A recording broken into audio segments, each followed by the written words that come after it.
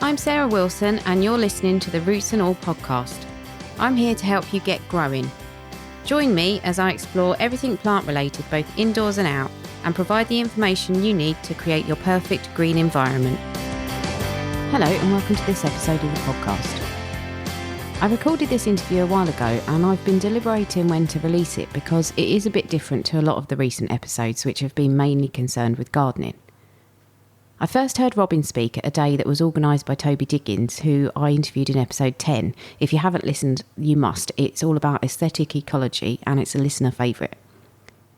I was so impressed with Robin's approach to growing vines and the way in which he works so closely with the land, the way he manages his estate for the vines but also for native flora and fauna.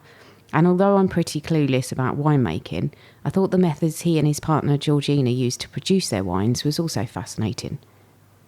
When I heard Robin speak, I was already half on the lookout for someone to interview about biodynamic growing, and he's really clued up on it, and I thought he could explain it in a very down-to-earth way that wouldn't have you running for the hills and shouting about witchcraft or damn hippies. I started the interview by asking Robin about his life prior to running Limeburn Hill. Well, I come from originally an architecture background, so I studied architecture and worked as an architect, and then I studied landscape architecture. And worked as a landscape architect. But before that, I always wanted to be a farmer. I think when I was a little kid, I wanted to be a farmer. And I was always advised not to be. I think it was in the 1970s. It was possibly not the best time to be a farmer. It certainly wasn't a profession that anybody was very positive about. And I seem to have spent my life going around and around trying to get back to it. So moving from architecture to landscape architecture, was a way of working with the landscape, even if it was from a distance.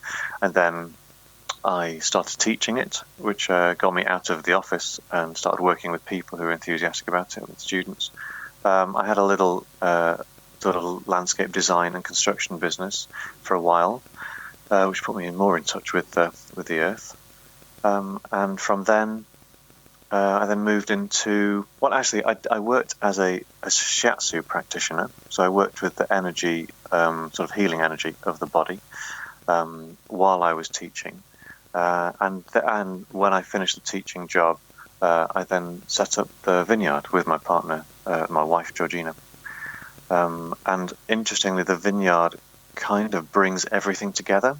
So it brings in the idea of working with the land, obviously, but also working with place, so sense of place, which comes from the landscape architecture, and working with little buildings. So I'm building everything that we need to store equipment or to make things to do with the biodynamic preparations.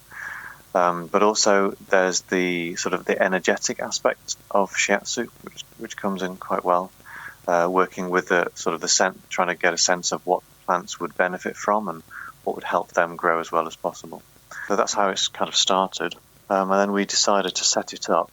We both wanted to work together, Georgina and I, and we both wanted to work outside. We both wanted to work in nature.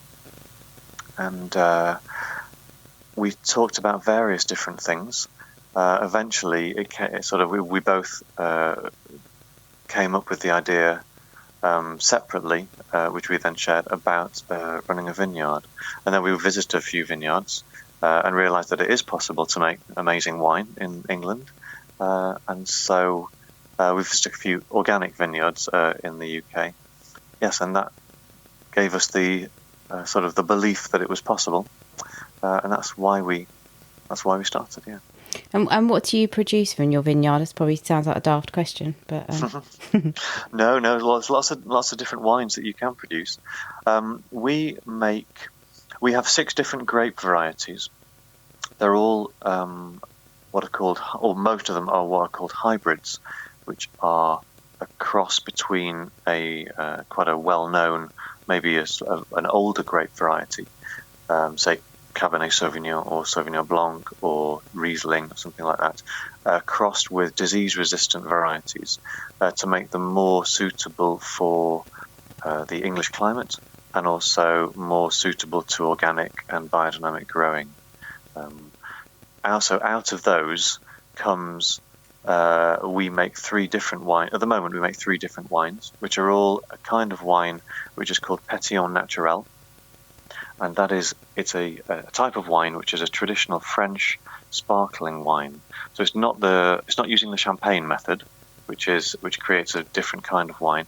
It's a single fermentation sparkling wine, and that it's a little bit like the way that you make elderflower champagne. So you bottle it just before it's finished fermenting, and so we measure the sugars very, very accurately, sort of every hour, through a couple of days until we get the precise amount of sugar left in the fermentation, and then we bottle it, and that creates a sparkling wine. And the wines that we make are a sparkling white, a sparkling rosé, and a sparkling red. So it's the first Pétillant Naturel red made in the UK, and it captures. The reason that we make it that way is that it captures the flavors of the grapes. So the beautiful fruit flavors of the grapes. This is a process which captures that, whereas traditional method, the champagne method sparkling, actually gets rid of most of the fruit flavors and replaces them with more savory flavors, sort of bready or yeasty, malty flavors, which you associate more with a champagne or a prosecco. So it's very exciting, actually. Yeah, yeah, sounds it, and unique as well. It's completely unique, yeah. Yeah.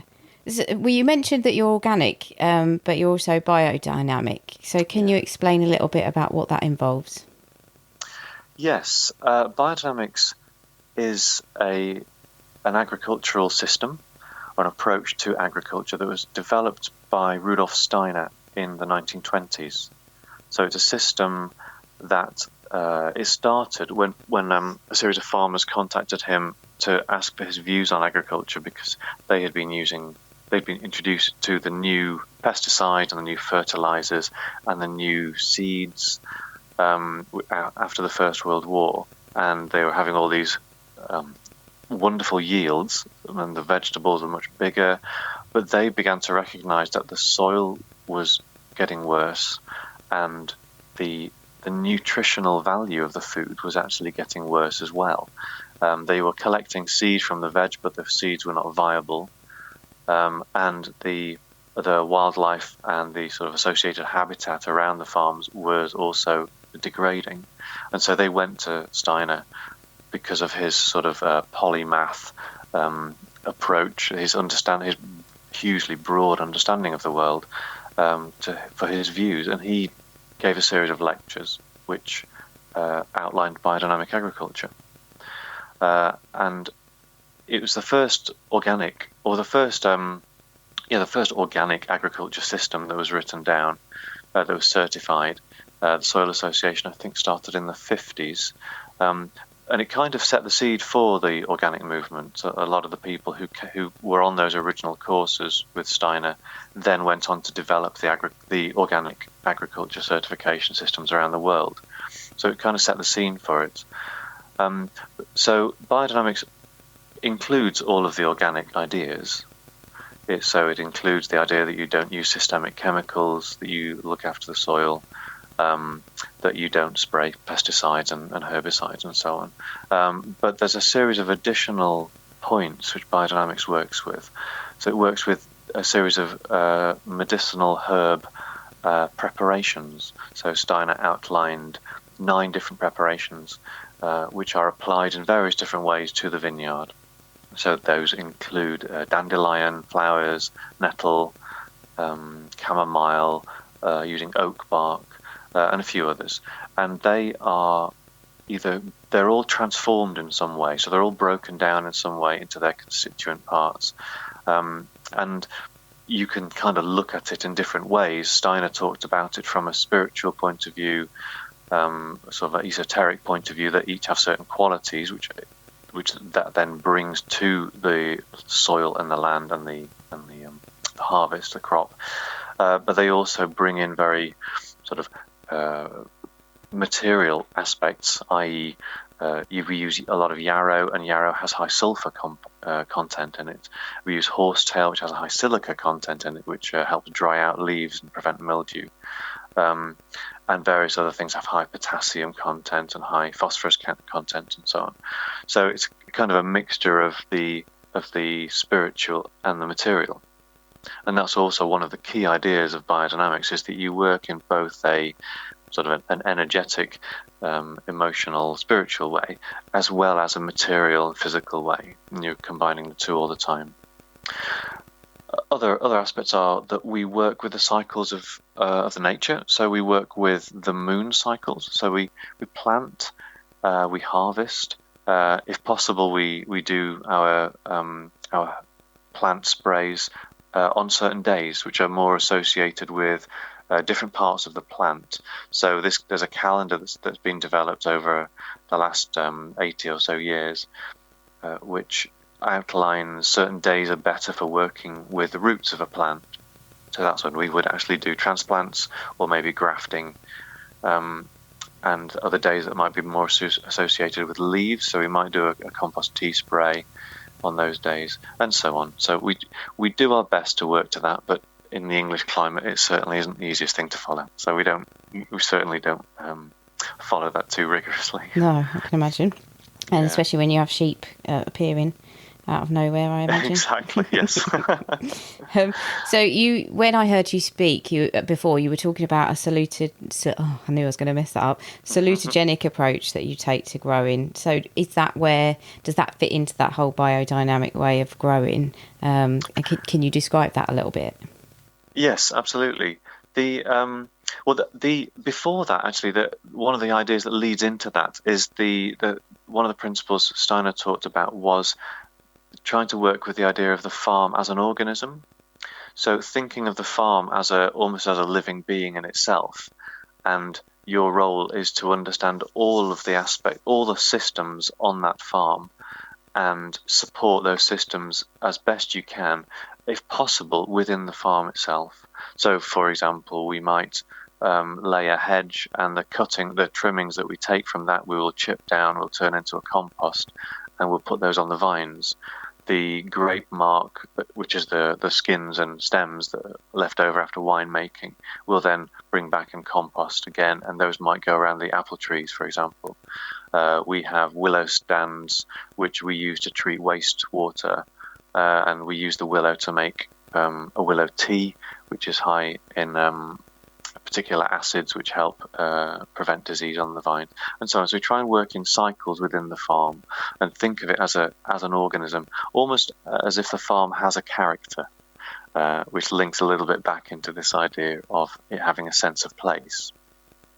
And so the idea of a salutogenic approach means that we focus on the health. We focus on health as opposed to disease. And when I first read about this, I didn't quite understand it, because it's so ingrained in our way of thinking, I think, about the world, but also certainly in agriculture, that you're always looking for the next problem and how you can solve that problem. So in the vine growing world, people are always talking about mildew. You've got to deal with powdery mildew, you've got to deal with downy mildew, you've got to deal with botrytis, which is the rot you might get on the grapes. You might deal with that pest or that pest. And the focus is very much on dealing with disease or pests, whereas we try and think about the vines. What situation, what condition can we create that will make the vines as healthy as possible? So our focus is not really on looking for disease, it's on what do these vines need in order to be as healthy as possible. And out of that will come a natural balance.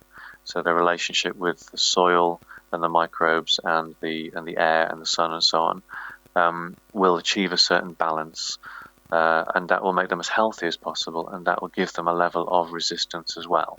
So that's the idea of a salutogenic approach. It sounds very obvious when you say it, but actually it changes your perception about everything. And I do find myself falling back into this, oh no, we might get disease, so therefore I have to do that. Whereas I can, if I sit there and think, actually, what do the vines really want now? I look at them and think, actually, this is what they need. This is what would make them healthier. And we don't get disease. So at the moment, it seems to be working. Yeah, I don't think it sounds easy, actually. I think it sounds as if you need to be incredibly tuned into your place, which sadly I think is not so easy for us nowadays. So, yeah. That's a really interesting point, actually. Yeah, because one thing that biodynamics really does is it demands that you connect with place. So you have to connect with your land, you have to understand it, and you have to be in it. So we do a lot of work by hand. I do a lot of walking up and down the vines, and I do a lot of whatever the herbal tea spray or the compost tea sprays that we do. I'm open to the air when I'm doing it, so I'm connecting with every vine. Whereas the traditional recommendation is you sit in a tractor cab, you're enclosed, you spray your chemicals, the vine absorbs them, and you don't make those connections. So you are distanced in so many ways from the place. So yes, and another interesting thing about it is that understanding has developed over time. So this is our 5th year, and my connection with the land has changed so much. So being there every day, working with the vines, and seeing them go through this yearly cycle, and have various different situations, conditions, really, the connection that I have with the land has changed completely, and it's changed me as well. So there's it's a very personal impact that working biodynamically has, in an extremely positive way. I wouldn't change it at all. Yeah, no, I bet you have to be completely immersed in it. Otherwise, there's so many things that you would miss. So because your site is so specific and it is such a kind of community within itself, does that have an effect, or does that express itself in how the end product actually tastes? Definitely. Yes. So one of the things the responses that we've had from our wine to our wines this year, because we've made our first vintage was made last year, is that no one's tasted anything like them, and that's not in a bad way. That's actually in a good way. And the way that we do it is we work with these particular varieties which we thought would grow well on this site, so suited to the soil, suited to the climate, suited to the aspects, and so on. But we work with the wild yeast, which is growing naturally on the grapes. So most wines in England, in fact most wines across the world, the way that they're made is that a winemaker they'll do the harvest, they'll then put lots of sulfites on the grapes once they've been crushed or pressed to kill all of the wild yeast that's on them, and they'll then add an industrially made yeast, which will give them exactly the wine that they want. So a Riesling will have a particular yeast that you will buy from a manufacturer, and you will then add it, and it will enhance the flavour of Riesling. Whereas we use the wild yeast that's on the grapes. We do this in a very, I think it's a really special way. It's a little bit like, always feels a little bit like alchemy or witchcraft, where we go and collect grapes the week before the main harvest. We crush them on the vineyard by hand, and we put them in this glass jar, and then we seal that jar, and so we know that the only thing that's in that jar is the grapes and the yeast that's on those grapes. And then we warm it to about, if it's not warm enough, we warm it to about 25 degrees, and that initiates the wild yeast to grow. So we take the grapes, we crush them, and then we add this starter ferment. It's called a pied de cuve, which is a French term, which we don't have an English term for it, and that kick-starts the fermentation. So therefore we know that fermentation is happening with the yeast from the vineyard. And the interesting thing about that is that it might go through 50 or 100 or 200 different yeasts while it ferments from 0% alcohol through to 10% alcohol. So instead of having one yeast which does the whole lot, you might have 100 yeasts, and each yeast brings a different flavour. And so what you end up with is a wine which can only taste of the place that it's come from. So 2 fields away, it's got slightly different conditions. There'll be slightly different yeasts. Some will be the same, some will be different, and therefore that wine would taste different. So in many ways, it is the kind of the pure concept of terroir, which is wine that tastes of its place. And unfortunately, 99.9% of vineyards across the world don't follow that at all. No, well, I guess they're trying to aim for consistency, especially year on year, whereas if you've got a slightly more flexible approach, then that's the beauty of it, that it can vary probably quite dramatically, I guess. Possibly. We don't know. You can find out. We made a few bottles the previous year of this Pétillant Naturel Pet Nat Rosé, and we've made a similar one last year from about the same proportions. The one previous year, there were certain flavours which came through which were very similar, and certain flavours which were in the previous one which are not in this one. It means that every bottle of wine tastes not only of that place but of that time. Yeah. So it is completely of its place and time, which is quite a beautiful idea. Yeah, it really is. Would your thinking back to your landscape architecture career, would your landscape architect self have had any truck with biodynamics, or have you kind of come to that down the years? I think no. As myself, I would have loved to have worked in that way. I didn't know about biodynamics when I was a landscape architect, not really anyway. But I would always teach to not use systemic chemicals, to not use herbicides and glyphosate and so on, and find ways of creating landscapes which work in such a way that you don't need those chemicals. So I was always very teaching in that way and working in that way.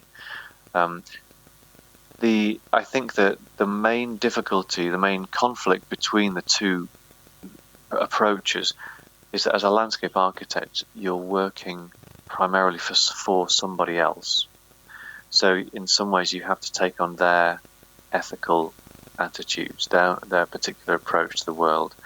And if that's an individual client, say a single person, say if you're doing a large private scheme, then that might be fine because they might choose you because of your beliefs. If you're working for a housing developer to help them master plan 500 new houses near Swindon, then the chances are they're not going to have any interest in working in a natural way, in a organic way, and certainly not based on the phases of the moon. So it's very difficult to apply a particular personal ethical stance as a landscape architect, which is a real shame. Because I kind of think, yes, it says something about our development system more than anything else. It tells you some of the problems with our development system. Definitely. So, I mean, a lot of people are sceptical of biodynamics, and even now, and like you say, particularly probably people who come from a background of maybe one of the professions such as landscape architecture. So a lot of people kind of say to me, well, is there any evidence that it works? Have you come across any evidence that's actually evidence-based research to say, yes, this does work, it does have a good effect on yield, the crops are healthier, and so on and so on? Yeah, definitely. Yeah, there's quite a lot of evidence, actually. There was a big study. Let me think. It was a big study done in Switzerland. It lasted over 20 years, where they worked a large area, a whole series of different plots that were randomized, and they looked after them in a biodynamic way, in an organic way, and in a conventional way. And they took a whole series of measurements to do with yield, to do with nutrition, so nutritional value of the food, the soil microbe levels, organic matter, nutrients and minerals and that sort of thing, and biodiversity around the fields and that sort of thing. So they did a whole series of studies, a whole series of analyses, and yeah, what came out of that was quite clear that if you work organically or biodynamically, you will typically have a slightly smaller yield. So I think it worked out about 85%, something like that, on average. This is across a whole series of different crops. The nutritional value of the food will be a lot higher, so really quite significantly higher, i.e. per gram of food you get a certain amount of sodium or a certain amount of carbohydrate or whatever it might be, and you get a lot more from a biodynamic or an organic crop. And the big thing was, I think, was the soil health. The soil health in a biodynamic, on the biodynamic land, was a lot higher than the others. So the lowest was the conventional, obviously, because they were using herbicides and basically killed pretty much everything in the soil. And then the organic was a lot better than that, and then the biodynamic was better than that again. So that's a really interesting study because it was over such a long time. A similar thing was done. I was reading about a vineyard in America where they took a very large area of vineyards, and they applied basically the same processes to see what would happen with the grapes and the soil and so on. And they had exactly the same results. The big difference from a climate change point of view was that the biodynamic soil captured more carbon. So they found out that it was sort of 15% higher carbon capture in a biodynamic soil than an organic or a conventional soil. Something like that. And so yes, it's so much of biodynamics is about improving the soil. It's all, a lot of it is about composting. A lot of it is breaking stuff down and making the sort of really fantastic compost and helping that improve the soil. Working with a lot of plants local to that area or easily accessible to improve the soil. And the health of the crops and the nutritional value of the crops comes out of that. I mean, there's a lot of other things connected with it, but really, improving the soil is the way to go because we're degrading our soils, in such a terrible way. Oh, a really interesting one. This is about the planting by the moon. It's interesting that we've only worked biodynamically with a vineyard, so we don't have any comparison in relation to a vineyard. But I read a piece of research by a guy called Mark Moody, and he did a test whereby he planted a row of potatoes 7 days before the full moon, and a row next to it 6 days before, and a row next to it 5 days before. So a week before a full moon, and a week after a full moon. And he then treated them exactly the same once they were planted, and then harvested them all at exactly the same time, and measured the yield. And the yield for the 7 days before the full moon was a certain amount. 6 days before it went up, 5 days before it went up again, and it continued to go up more higher and higher, more steeper and steeper, until the day before the full moon. And then on the day of the full moon, either what they'd been planted on the day of the full moon, the yield dropped right down. And the day for the potatoes that had been planted just after the full moon, it went right back up again, and then dropped down again. So it was a very, very clear graph. People have been working with these cycles for centuries, millennia probably. Every tour that I do, and I tell people about the moon cycles, someone says, "Oh, my grandfather does that," or "My husband does that," or my sister works like that. She learnt it from her mother. That it's older knowledge that people still use, and they use it because it works. Why it works, I couldn't tell you. There may be ideas about it. I know that there are ideas about gravity and the level of water in the soil and that sort of thing. But I don't know. We as human beings are affected by the moon, because a lot of us is made up of water, and so we are impacted by that. And so plants are primarily water, so you can see that they would be impacted by it as well. But we don't understand exactly how that manifests, really. No. Well, sometimes we tend to dismiss things if we can't understand it or can't reason it out. So I can understand why that might have fallen out of favour. Yes, absolutely. Yeah, it doesn't fit in with the green revolution. No, and you can't prove it scientifically, one way or the other. So again, it must not be real. So I actually, as you were talking, I was interested. Do you underplant your vines with anything? That's another big part of vineyards is what happens underneath the vines. When we started the vineyard, we had Mypex down, so it's a sort of a plastic mulch, and we had that down for a couple of years, and we didn't really want to use it, but we were advised by everybody that you've got to put something down, you've got to do something under the vines, and most people use a herbicide. They'll spray herbicide 3-4 times a year, and there'll be nothing under the vines. We obviously didn't want to do that, so we used Mypex. And it did reduce competition completely. But when we started taking it up after a couple of years to sort of look at the soil underneath, the soil was not healthy. It wasn't getting the water, and it wasn't getting the sun, and it wasn't getting the life. It was sort of very lacking in life. So we took it all away, and we've allowed the natural vegetation to grow under the vines.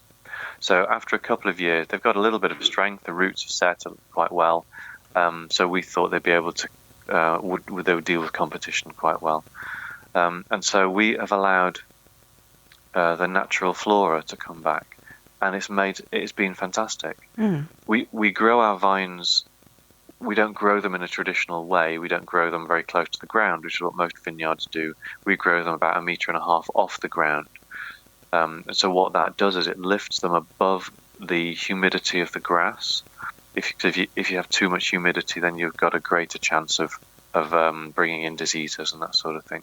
So our vines, and they want to grow up trees. They are a woodland plant. So we think growing them as high as possible is sort of the ideal scenario. And so we grow them quite high, and this allows us to have a whole series of flora under the vines. And it's developing. I don't know how many plants. I'd love to work out how many species we have, but it's we have about 30 different wildflower species which I've identified just from walking around, and these are actually under the vines, not on the edges of the land, but actually throughout the vineyard. We have butterflies everywhere. We have bees of all different kinds everywhere. Yes, so we allow nature to take over under the vines, and if we think it's going to start competing with the vines, then we will trim it back. So we'll cut it back. In fact, at the moment, I'm in the process of trimming back under the vines because we're about to put some bird netting on, because we have such a wonderful population of birds that it does mean that they would take pretty much all of the grapes if we didn't net.